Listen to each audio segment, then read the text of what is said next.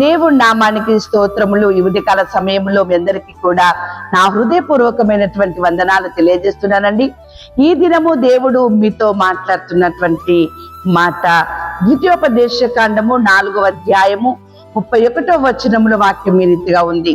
నీ దేవుడైన యెహోవా కనికరము గల దేవుడు గనుక నిన్ను చేయి విడువడు, నిన్ను నాశనము చేయడు. ఎంత చక్కని మాట ఈ ఉదయకాల సమయంలో నీతో మాట్లాడుతున్నాడు దేవుడు. నీ దేవుడు కనికరము గల దేవుడు, నీకు తోడుగా ఉంటాడు, నీ చెయ్యి విడువడు, నిన్ను నాశనము చేయడు. దేవుని బిడ్డలారా, మీరు భయపడకండి, అధైర్యపడకండి, పిరికి వారిగా ఉండకండి, ధైర్యము కలిగి ఉండండి.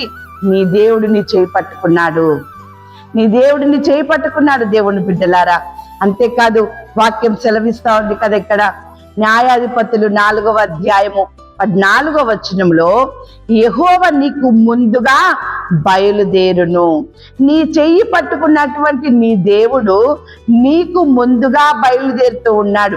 ఏ పని నిమిత్తమై నువ్వు వెళ్ళాలనుకుంటున్నావో, ఏ కార్యము నిమిత్తమై నువ్వు వెళ్ళాలనుకుంటున్నావో, ఏ ఇంటర్వ్యూ కోసం వెళ్తూ ఉన్నావా, ఎగ్జామ్ కోసం వెళ్తూ ఉన్నావా, వివాహ సంబంధం కోసం వెళ్తున్నావా, దేని నిమిత్తమై నువ్వు వెళ్ళినా నీ చెయ్యి పట్టుకున్న నీ దేవుడు, నీకు తోడుగా ఉన్న నీ దేవుడు కనికరము గల దేవుడు గనక ఆయన నీకు ముందుగా నడిచి నీ మార్గమును సరళం చేస్తూ ఉన్నాడు. దేవుని బిడ్డలారా, అందుకనే వాక్యం సెలవిస్తా ఉంది కదా, 89వ కీర్తన 21వ వచనములో నా చెయ్యి ఎడతెగక అతనికి తోడయుండును, నా బాహుబలము అతన్ని బలపరుచును, ఏ శత్రువును అతని మీద జయమునందడు, దోషకారులు అతన్ని బాధపరచరు.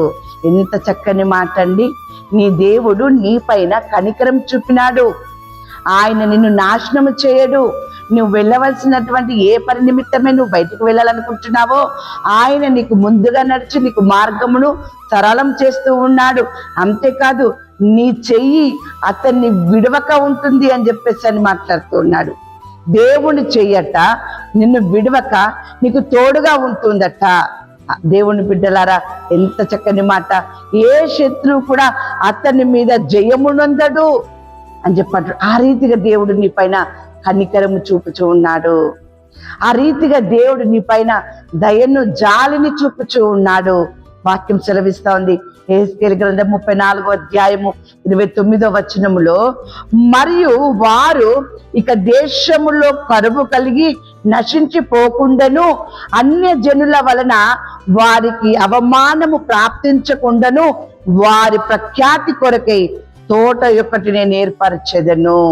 మంచి పేరు మీకు కలగడానికి, ఖ్యాతి మీకు కలగడానికి, దేవుడు మీకు అవమానం అనేది కలగకుండా ఒక మంచి తోటను ఆయన ఏర్పాటు చేస్తూ ఉన్నాడు.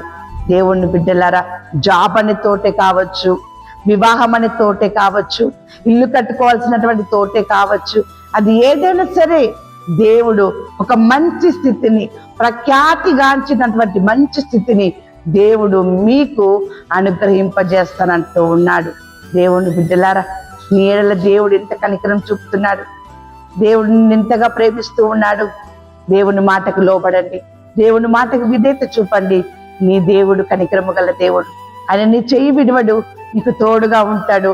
నువ్వు అనుకోవాల్సినటువంటి లేక నువ్వు చేయవలసినటువంటి పనులన్నిటినీ కూడా ఆయన నీకు సులువుగా అయ్యేటట్టుగా చేస్తాడు. దేవుని బిడ్డలారా, ఉదయకాల సమయంలో దేవుడు మీతో మాట్లాడుతున్నటువంటి మాట 128వ కీర్తన 2వ వచనము, నిశ్చయముగా నీవు నీ చేతుల కష్టార్జితము అనుభవించదవు.